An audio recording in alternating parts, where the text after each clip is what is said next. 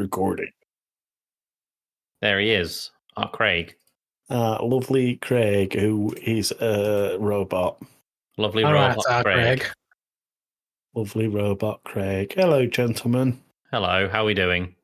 I'm so good now that I've seen you two. It's been ages since we've spoken. Mwah. Mwah. Mwah. How's it? Give him a big French kiss on the cheek. Mwah. Would that just be like licking your cheek? Yeah. I don't like it.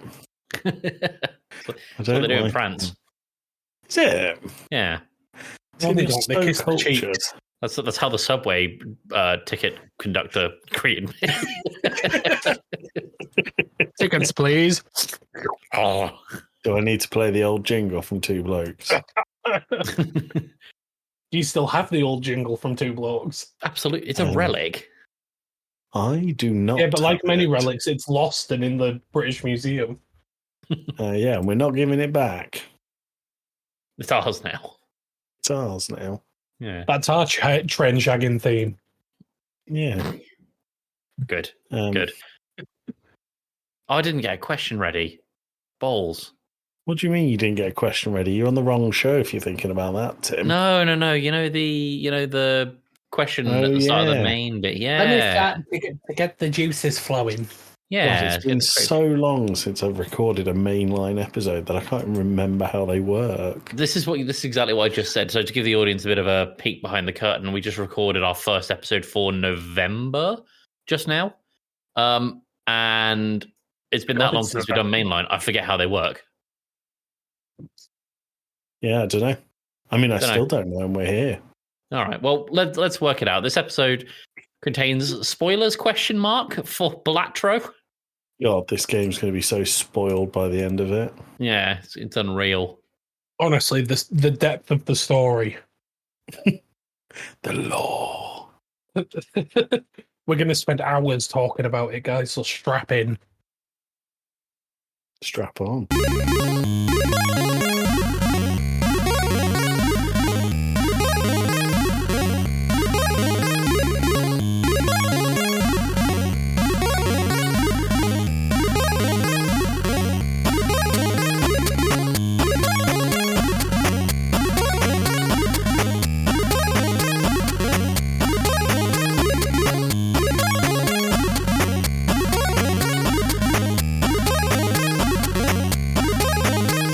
Welcome to Game Club Pod, a video game discussion podcast where we discuss video games once every 2 weeks, not too dissimilar from a book club. I'm one of your hosts, Tim, at Wembembo and everything. I'm joined by the Northern Boy, Alex. Hello, I've got a name now. Hi there. Tim, did you do that intro at the start of the last episode we recorded? Definitely not. It's really weird recording them all out of time, isn't it? I know. Sorry, very weird, Alex. It's quite all right. You can find me at Shrimp in Space, and yeah, I'm talking to you from months in the past. It's like that canned laughter you see on TV shows. Those people, that recording's like 50 years old. What do you guys think of the recent news events from when this podcast is released? I can't believe Canada did that. Oh no, Canada! I mean, it doesn't surprise me, but the fact that they teamed up with Australia. It just like the writing was on the wall. Allies.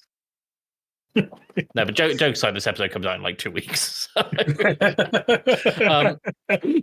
so and Canada, I'm also joined the clock's ticking. I'm also joined by my brother Joey Fitz. Hello, I am Tim's brother. Hello. So I'm gonna go straight into a question to get our creative juices flowing. What is the most addictive game you've played outside of Balatro? Oh, my juices are flowing all over the table. I'm gonna get a juice boost. Somebody get a bucket and a mop. Yeah. All right. Most creative game outside of Balatro. Most played. Creative. Not creative. Sorry, addictive. Jesus wept. I'm very tired. I worked today. Oh, dear. Oh, it's a hard life. It's a very hard life. But what? Yeah. So, what is the most addictive game you guys have played before this? What game has my most played? Oh, there we go. None of this. I've organized my Steam library by hours played, and none of it's a surprise. In at What we number got? 1 is Monster Hunter World. Yep, that makes sense. In at number 2 is Baldur's Gate. Wow. Okay. None of these are a surprise. I want to say. Sorry, carry on. I was saying, I want to say that mine is probably a fighting game of some sort. Probably just Guilty Gear, to be honest. No. Yeah. Really? Yeah. Well, It's weird, isn't it? Alex, what was yours? I mean, if we're talking recently, it's probably been Call of Duty because we keep playing it. We do keep going back to it. It's bad and it doesn't run well, but we keep going back. And I think that's got all the hallmarks of an addiction, because addictions by their very nature are bad for you, and Call of Duty is bad for you. Yeah. Great for the blood pressure, though, if it's low. Yeah. Oh, yeah. You're not going to faint anytime soon. No. And Joey, what about you? So mine isn't a game, mine is a series. It's no surprise that I have played Football Manager to death. Whilst you guys were talking and discussing Alex's, I totted up how many hours I've put into Football Manager 2012 through to 2021. So this doesn't include the time that I played 22, 23, and 24. 404 Hours. Days. Days. Jesus Christ. So across that, it's 9,712.3 hours. So that's starting from Football Manager 2012, was it? 2012, yeah. That released in 2011. Yeah. Up until the release for 2020? 2021. So in the space of 10 years, you've played a year of Football Manager. Well, more than a year. A tenth of a decade has gone to that game. Yeah. Brilliant. All right, great. And it wouldn't surprise me if the I don't know how you say. Oh, there you go. Add another 869.5 hours onto that for Football Manager 24. Brilliant. It's just a lot of time on Spreadsheet Simulator. Well, yeah. Jenny's like, why do you play that? It's like working a job. And to be fair, I completely understand the appeal of a game like Football Manager. It's just that I'm not into football, so I don't think I could get into it. You should get into it. I'd give it a go. Put on the But podcast. it's free right now on the Epic Game Store, Tim. It's also free from Joey's library. Not that I'm we going do to the that. Epic Store right now to go and get it. But let's talk about another addiction, gambling and Balatro. So Balatro is a 2024 roguelike poker game that kind of really just came out the gate swinging. I know I introduced you guys to Balatro not long after it came out in February, on February 20th, 2024. And I think we have all put in a lot of time into this game. Time? How much? Let me quickly check. Well, so I'll give you a hint. My Balatro is the most played game after Football Manager. Jesus. I mean, I've got 80 hours in it. I've got Alex 18. has 18.2. I have 119.7. It's very, very addictive. But to quickly do a little bit of a summary, Balatro, as I say, is a poker-themed roguelike deck-building video game developed by one guy, a guy called Local Thunk, and published by PlayStack. It's released on Windows, Switch, PS4, PS5, the Xbox line, as well as Steam. And it is fairly cheap, which is it's like, what, $10.99? Something like that? It's $12.79 full price. Worth it. Absolutely worth it. That's it. We'll see you later. See you in 2 weeks. See you in 2 weeks, everyone. But Bye, guys. let's go to immediate thoughts with Joey. I love this game. I'm playing it as we record the episode, which is not good practice. I'm going to close that down. It's addictive. It's ridiculous. And when you first sold it to me, it was in a Two Blokes from Blighty that you started playing it, and then you bought it for me that day because I think you knew that there was no chance if you left me to it, I would have picked this up or even tried it myself. But because you bought it for me, I felt obliged. I quite like poker. I've played poker with friends, particularly over lockdown. We did a lot of online poker, just something social. But Balatro and the way they use joker cards blows it out of the water. I have a real tough time explaining why I love this game, but I would say that I love this game. Yeah. There you go. Great. Alex, what about you? So I had a similar introduction to it to Joey in that Tim went on and on and on about it for God knows how long, and then he bought Joey a copy, and I was just in a call with Joey one day, and he was like, Tim's bought me Balatro, I don't think it's going to be very good. And then he opened it and started playing it on a stream to me, and then I went and almost immediately bought it. I was not ready for it to be a good game, but I think what's hooked me with it is I'm a big fan of roguelites. Mm-hmm. I don't mind poker, but I don't spend a lot of time playing poker, but I do enjoy roguelites, and something about that game, it's a very much just one more. Yeah. And then 3 hours later you've had several hundred one mores. And now, like I said before, I've got 18 hours in the game, but that being said, a decent run on Balatro is maybe 10, 15 minutes? Well, I watch a few YouTubers, in particular, like Ruffle Light on YouTube, Balatro Academy. I watch a lot of Twitch streamers, and their runs sometimes take 3 hours because they're like, yeah, but they're like the best of the best at it. Yeah, they're like top level Balatro players. I think when you put that into perspective, I think you need to break down how the game is actually played before you can say, oh, it's only 10 minutes or it's 2 hours. Yeah, so to quickly go through my thoughts, love this game, very addictive, number go burr, that's why it's fun to me. So the game is set out where essentially your objective is to generate as many poker chips as possible. You're essentially given a target of, hey, for this round you need to generate 300 poker chips, as an example. You can play any sort of poker hand that you like. You know, your high card, pair, 2 pair, 3 of a kind, 4 of a kind, full house, flush, straight, royal flush, straight flush, whatever you want.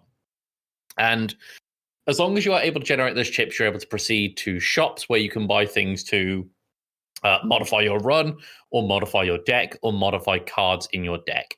So you can modify your runs by buying jokers, which will do things like, for every heart card you play and scores, get 50 extra chips, something like that. Obviously, that's not a proper one, but it's little conditions and rewards. Or sometimes it'll just be like, hey, every turn or every time you start a round, generate a card with a random effect on it. You can also get tarot cards for modifying cards. Let's say you want to give the specific card a modifier of sorts. So it's like, this card and this one only will generate more, or you can like re-trigger it for more score from that card, whatever the case may be. You can get celestial cards, which are named after the planets, which will increase like the amount of rewards that you get for playing certain hands. And this all kind of comes together to make this high-scoring, borderline fast-pace, just neuron-activating trip. Where the objective becomes optimize the shit out of your deck and the jokers you've got, and make use of any sort of modifiers on your deck. So I think before I started watching, so I watch Ruffle as well. Ruffle's runs on Balatro are crazy. They're insane.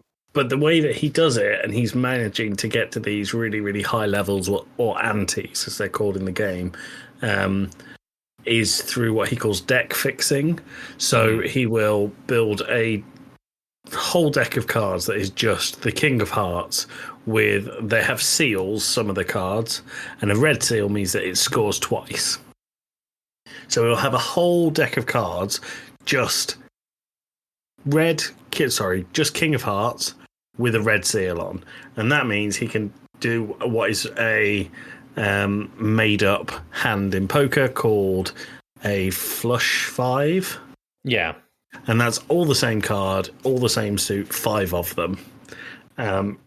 You can also get 5 of a kind and flush house, are the other made-up hands, and they give you really, really high multipliers. And that's how he manages to go on for like 2.5 hours sometimes to the really, really high levels where the score is so high that it's got like E numbers in. Yeah. So the whole thing with the E numbers is essentially the counter for the game can only show so many numbers, just like a regular calculator would, because this is essentially a glorified calculator. Mm-hmm.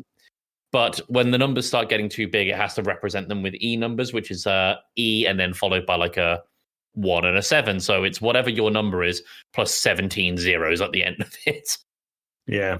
I also think that when you score, so if you have a hand that is more than the score of the round, your score as it's totting up catches fire. And that basically says you pass the round in a single hand. And the endorphins that get released when you see that are unreal. When you see those blue and red flames, yeah, unreal. It's like this is a good turn. This is a really good round, and like it sounds really, really simple, and I think it's just evidence this game has given me brain rot. Is the ding when a multiplier or chips are added? It starts out slow, just like the game will kind of like go, okay, your card did this, it reacted with this, which reacts with this. And then it will repeat again, but just a little bit faster, and then a little bit faster, and then a little bit faster, until eventually it's just like, it's still separate ding sounds, but it just sounds good. It feels good to be like have this engine just get faster and faster and faster. I have to tell you, I did turn off all the sound on this game because I think at first those dings are great, but when you get to the high scoring rounds and you're dinging every 10 seconds, like 2 seconds, it really starts to hurt your brain. No, I quite like it. It activates neurons for me. Well, there isn't anything of a story to talk about. Make one up, Tim. Balatro. Jimbo the Joker, that's his name, by the way, is being held ransom, and the hostage takers are asking for increasingly more amounts of money. So you need to generate as much money as possible by playing poker. And you play the role of Mr. Balatro. Yeah, you're John Balatro. John Balatro. Very good. Good. I mean, I guess. We need to keep talking about gameplay because that's pretty much all there is to this game is gameplay. So, are there any particular kind of hands or strategies that you tend to like go for or aim for? Because I know a big part of this game is adapting to the cards that are dealt, quite literally. But is there any particular hands that you really like going for? I don't remember if you said, Tim, as you progress, you get different decks that start off. So, like, my favorite deck is the checkered deck, and it's only got spades and hearts in. So it makes it really easy to do a flush, which is all 5 cards the same suit. So when I was first started playing, I would really just play the checkered deck and just level up my flushes and try and get like a jack that would give me a multiplier on my chips for spades, and one that would give me a multiplier on my chips for hearts. And then I thought, maybe I'll branch out a bit. So now I'm trying to get better at high card. I love a high card build. There's something very satisfying about just being like, I'm only going to play 1 card and I'm going to decimate this score. Yes. Yeah. Like one hit and a boss. Yeah. What about you, Alex? Any particular hand strategies you like to go for? I don't tend to go for the whole messing around with the suits. If I've got the same number for each suit, that is fine by me. I'm a big fan of 3 of a kind. So I will tend to build... What I found myself doing a lot was building 3 of a kind round face cards. But I had to train myself out of that because I kept running into the boss that nullifies all face cards, and it would kill my round every time. We haven't talked about bosses. We haven't talked about bosses, so segue. It's a quick segue. Each round, if you like, is made up of 2 antes and a boss, a small blind, a big blind, which is a higher score than the small blind, and a boss, which more often than not will have a higher score than the big blind. Sometimes it's less, but obviously the circumstances that the boss has will often make a higher score more difficult or seemingly impossible. So by game balance, they've just reduced it. Like, in particular, the needle comes to mind, where you're only allowed to play one hand. Or there's ones like the water, as an example, where you have 0 discards, because you can discard up to 5 cards at a time, 3 times, generally speaking, per ante, to kind of fish and manipulate your hand so you can best position yourself.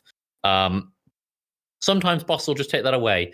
Or sometimes it'll be like, hey, your most commonly played hand, the thing you're building around, if you play it, you're going to lose all your money. That's a fun one to deal with, especially if you're on a high card build.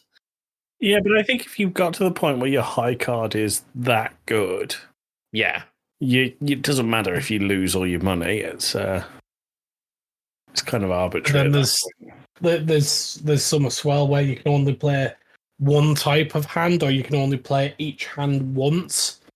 The each hand once is the one that keeps killing me. So, for example, if you were going for a build that revolved around 2 pair, and it was like you can't repeat your hand types. You can only play 2 pair once, and then you have to pick something else to play.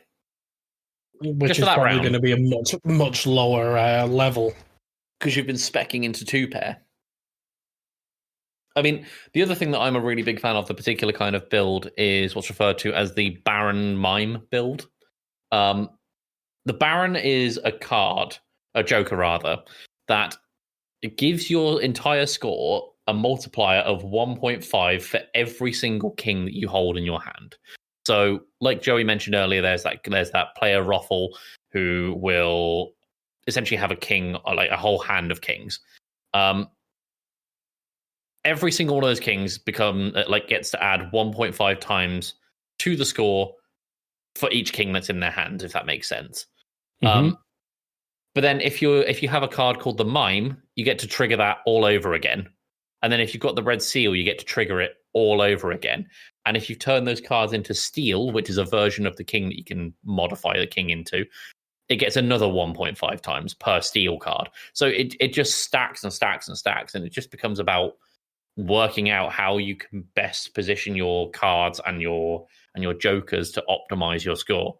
And I think that combination of deck building, jack building, and the deck that you start with, in the 120 hours I've played, I've never had 2 games that are even remotely the same. No, it's super unique. It's become my go-to. I've got 5 minutes game. Granted, the game normally lasts longer. Yeah, normally lasts longer than 5 minutes. But the reason we wanted to get this episode out when we are getting it out is because it's actually coming to mobile on September 26th. Yeah. And the developer has put out a little thing being like, sorry to every employer, productivity is probably going to go down. But this is the perfect game for just like, hey, I'm on my commute or whatever. Let me just have a quick run on Balatro, see where it goes. Yeah, so we've obviously all played it on PC. Tim, how's it on Steam Deck? Oh, Steamy Steam Corner, mamma mia, mwah. Big bless for the Steam Deck. It's Big Bene, muy good. For the Steam Deck version of the game, it runs beautifully. Nice. I don't know if I've told you, but I own this for Switch. You did mention this, but you got it for when you went on holiday. I did. This is how rife the addiction is. I don't think I enjoy it that much on Switch. Really? Yeah, doing it with a controller is really difficult. And I think, Alex, am I right in saying that you got your partner to play it with a controller? Yeah, so we Well, we've both done it, but we did it. Our TV has GeForce Now on it, which lets you play games sort of from the cloud on the TV without the need of an Xbox or any of that rubbish. And she kept asking why I was playing the game so much, so I gave her the game to try, and then she played it for it. Was she also addicted by the end of it, or? Yeah, but she's not gone back to it. But no, I agree with Joey that playing it on a controller, so the game, it's kind of a fast-paced game in its sort of gameplay style. It's quite quick, and having to like click over to that card and then click over to that card, it kind of took something away from it. See, I don't mind it. So, like, I play primarily, face buttons and sticks and whatever on the Steam Deck, and I think it works actually pretty well on controller. However, I will say that I do prefer it on mouse. But I think it's the saving grace for the mobile version is, as soon as I realised you could play it touchscreen on the Switch, the experience became much better. Yeah, it wasn't as good as mouse and keyboard. But I think that's due to the familiarity I have with the with mouse and keyboard. Yeah. But I just found that you move your mouse a lot in this game, and you're always kind of looking through a lot of information to do with the jacks, a lot of thought process to do with what your score's going to level up to. And every time you move using a thumbstick, I just kind of felt like it took any intensity or being really in depth in that game. Immersion is the word I was looking for. Yeah, it took that away from it for me. That's fair. Yeah, when you sort of flicking around, when you're flicking from one Joker to another really quickly, going right, how's that going to affect that? That's a big appeal of the game. But when you're having to do it on a thumbstick, and it takes it might only take you 1 or 2 seconds, but it breaks it like that. Yeah, I don't know that I get that, but I play this mostly on my Steam Deck. However, the times that I do play this on my mouse on my PC, which was obviously much better spec than a Steam Deck, I'm just like, no, this is good. This is good. Well, there you go. All right. Well, should we get to scores? No. No, because Tim, you and I have played modded Balatro. Oh, modded Balatro. And now this literally today. This can't come into scores, obviously, because it's not as the developer intended. But it adds a whole new level to the game. And the one that I really like, Alex, you have your deck, and each of your cards, so your 5 of spades, for example, also is a tarot card or a Joker card or a spectral card, and it's something you can use. You basically burn the 5 of spades to use the item that is behind it. Right. But it disappears. And I think this is really fun because it makes cutting your deck down to how you want to play it really good. But all of the items aren't always positive. So you have to balance up what you're doing in cutting your cards versus the impact it's going to have on your game later on. It adds a whole new level. And the problem with it is, I was saying to Tim just before we started, I actually find this much easier than regular Balatro. Sure. However, I think I prefer it without the mods because there's not a lot of challenge in the modded versions. The modded version definitely removes the challenge, especially if you're playing something like the deck where everything gives you 0.15 times multiplier on your score. Yeah. That's a very silly one, but I don't think that's the point of the mod. I think the point of the mod is just to see how far you can take something as opposed to being a challenge. Yeah. The other thing I wanted to talk about before we go any further to scores and stuff is the sheer number of strange roguelites that seem to have been spawned off the back of Balatro. Yeah, gambling-based roguelikes. So I've seen a roulette-based one. I've played that. I played it and refunded it because I hated it. Mm-hmm. I think that, I'll get on to what I think about it. Yogscast Games put out Dungeons and Degenerate Gamblers, which is based on... Yeah, it's based on blackjack. I also have one that I think you should both try called Calculate It. Okay. And it's a roguelite based on a calculator. Interesting. All right. How does it work? You basically have a calculator. It says you've started on this number and you need to get to this number. You have limited uses of each button, but at the end of each round you can buy new uses or replace the buttons with other buttons. And the longer you go, the harder it gets. I'm looking at it now. This looks interesting, yeah. But I think it shows how successful Balatro is that these games all just popped up out of nowhere. Well, you remember with Dark Souls, of course, they obviously had they were behind the Souls-like genre, and it feels like we're almost getting Balatro likes now. Yeah, I think that's really fair. interesting. It's good. I'm a fan of it. I quite liked deck building roguelites anyway. As far as other ones you should check out, what's it called? Inscription is unbelievable if either of you haven't played it. No, Slay the Spire is good. I've played Slay the Spire. Yeah, I've got Inscription. You both have access to my library, so steal it as soon as you can. It's one of the most intense games I've ever played.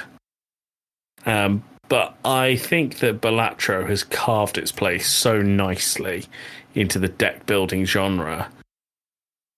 It's such a breath of fresh air, I think. Yeah. Yeah, those are my thoughts. It's just really, really good. It's just good. Just good. All right. Yeah. Let's get the scores. Let me pull up the sheet real quick. All right, great. I'm going to start off with... Who did I start with before initial thoughts? You started with Alex. Okay, let's go to Joey. Okay, I'm going to give Balatro a 9 out of 10. 9 out of 10, all right. Highly recommend. I also think if you have a computer, you can run it. It's not an intensive game at all. Let me just read some of the requirements. There is no recommended requirement because it runs on everything. Yeah. You need 1 gigabyte of RAM. You need a OpenGL 2.1 compatible graphics card, so you need a graphics card. Yep, pretty sure your Mobo can run it, but that's fine. And you need 150 meg of available space. Yeah. So when it comes to mobile, no one's got an excuse. It's worth whatever the price. If it's sort of less than a $5, which it is likely going to be. Yeah. Well, I've got it pre-ordered on phone. Two thumbs up. Pre-ordered?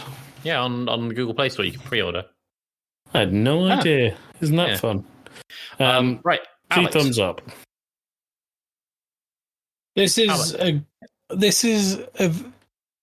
There's no bad thing about this game. It's addictive. It is short form. You can pick it up and play it. It's very much one of those games that is easy to get started with, but mastering it, I've maybe won half a dozen runs. It's very hard to master, and there's a lot of information. It is a very good game. It is. I didn't want to like it when Tim showed me it, and when Joey showed me it, I was thinking, this can't be that good of a game, really. And then I played it, and oh boy, I'm giving it a 9 with a very, very solid recommend. If you are not the type of person who will just sit and play a video game at a computer, then for one thing, why are you listening to this podcast? And for another, pick it up on mobile. Just pick it up on mobile. Play it on the bus to work. Don't play it while driving. Don't play it while driving. I've just looked it up. It's $10, £10 on mobile. Worth it. Not bad. You'd get your money. You would. Absolutely. There also seems to be a bit of a running theme, Alex, about you saying, hey, I don't think I'm going to enjoy this game that Tim has recommended. Tim, you Tim, have that episode is not out yet. I have a future reference. A future reference. You have a habit of picking really just bizarre. Why the hell are you playing this kind of games? But recently you've been on a good run, and I can't deny that. Good. Can't wait to break the streak.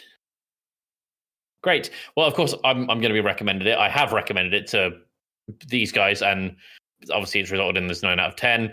I bought this for a friend of mine for his birthday at work, and he sent me a message several days later saying, "Thank you for ruining my life." It's bloody good. It's addictive. It's got that just one more run kind of mentality that a lot of roguelikes have, but this nails it because you're not sitting down and committing to an action reactive game like Binding of Isaac or Slay the Spire or Risk of Rain. This is something you can actually sit and take time to think about and really, really strategize. And I think that's really to its credit here. I'm going to give this a 9 as well.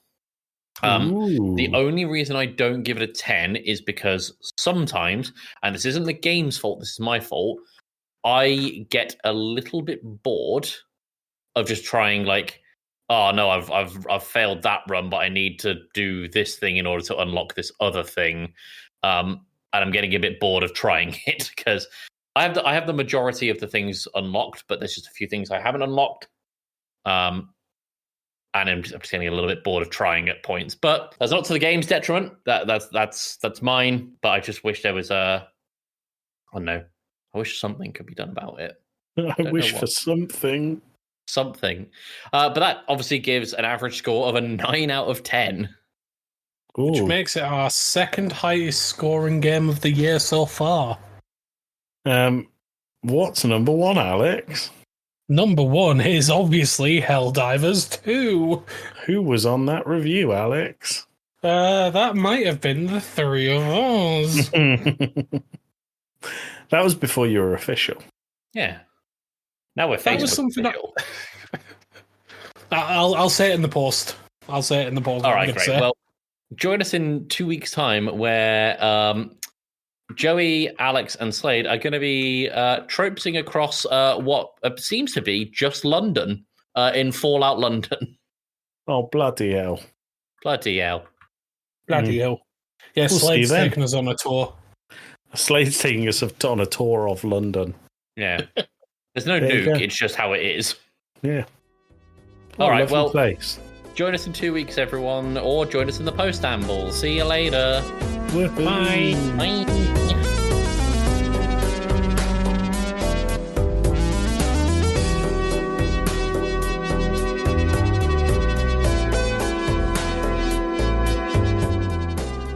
Right, does anyone have any post-amble stuff? I have the thing I wanted to bring up. Go on. From the last recording where you said, and I quote... Hold on, is this the last recording that's coming out in the future? Yeah, I'm getting confused with timelines. Yeah, the one we just recorded that doesn't come out for 3 months or however long. You, Tim... Yeah. Speaking of an episode which has...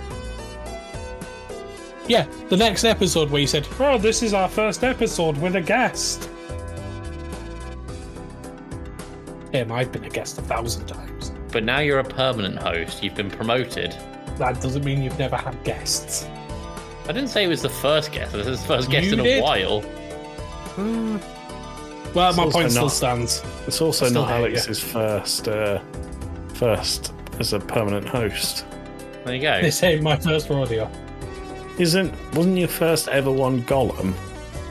As a permanent? No. Oh, as a proper host, yes. Yes, as a proper host, yes. I think my first ever guested episode was when Hell, and I it did. was, yeah. Yeah, the musical Hell game. Why is the name completely gone from my brain? Ooh, Metal Hellsinger. That's the one. Thank you. Oh, my brain just stopped. That was the first time I ever heard your voice, Alex. I'm so sorry. The ringing in his ears hasn't stopped since. I've been hearing it every night ever since. That's just me in the bushes. Yeah. Well, no, that's not your voice. That's just grunting. One day he'll be brave enough to put down the binoculars and knock on the door. Please don't. All right. Well, does anyone have anything else for the post amble? Well, I mean, we're recording again very shortly. Yeah. Like in a couple of minutes. So, no, I might save it for that one. Great. Okay, well, join us in 2 weeks, everyone, for Fallout London. Bye! Mind the gap.